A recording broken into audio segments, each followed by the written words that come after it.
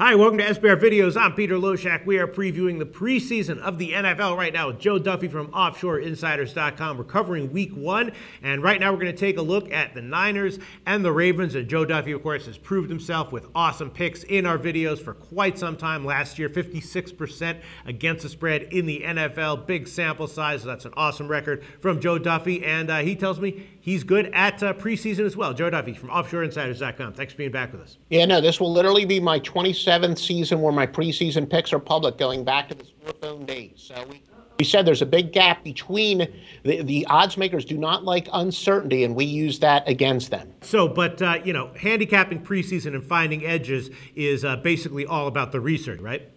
Yeah, no, that is correct. And I know that a lot of handicappers out there like to quote preseason records of coaches. I think that can be a little bit overrated because really the situation varies from year to year. Sometimes the coaches feel they need to instill a winning attitude in the preseason, and maybe the next year they don't. So, no, as far as pure statistics, I pay very little attention to that, and it's more of the injuries and really the motivational factors. And looking at, I pay much more attention to quotes from head coaches in the NFL preseason than any other sport, any other time of the year. Right, that's what it's all about. Game-specific research, reading Twitter, all that stuff. So you're going to do all the hard work for us, Joe Duffy. And right now we're going to cover Niners-Ravens. The Ravens are 1.5-point favorite. Total is 35, and the Niners, maybe they have some receiver depth now that they're going to try to, execute a little bit and take advantage of in this game. I'm not exactly sure. What research can you tell us about that's relevant for this game? Well, the Niners, as far as this game, won't have a ton of receiver depth because Michael Crabtree, Brandon Lloyd, looks like both of those guys are going to be out for San Francisco. Okay. I like the under in part because San Francisco, most experts say that their starting quarterback is obviously set with Colin Kaepernick and that Blaine Gabbert is likely going to be their backup. They're probably only going to carry two quarterbacks this year. They finished last year with two quarterbacks. And again, when you have a guy entrenched as number one and most likely entrenched at number two, anything after those guys, they're going to really be playing to impress probably other teams out there. But I don't really look for anything fancy out of the first two units on offense. And as I said, they will be without, most likely, two of their top receivers.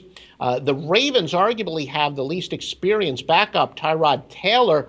He's been around, but in 13 regular season games in his career, he's only completed 19 passes. Yeah, Baltimore is also rebuilt on offense. They were able to get more weapons, but Joe Flacco has looked a little bit. He's been very inconsistent in practice. He's still working with Steve Smith. Dennis Pitta is coming back, so he will have more weapons this year, but there seems to be some chemistry problems working with that.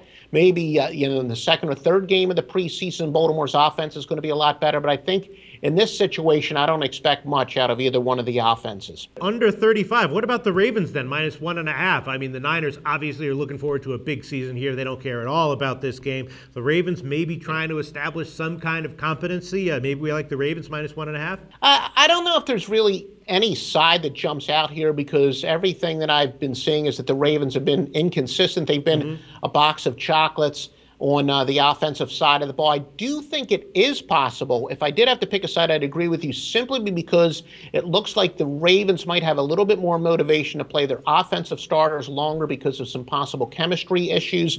So, yes, if I did have to pick a side, I would say the Ravens minus the 1.5, but the under seems to be the best play here.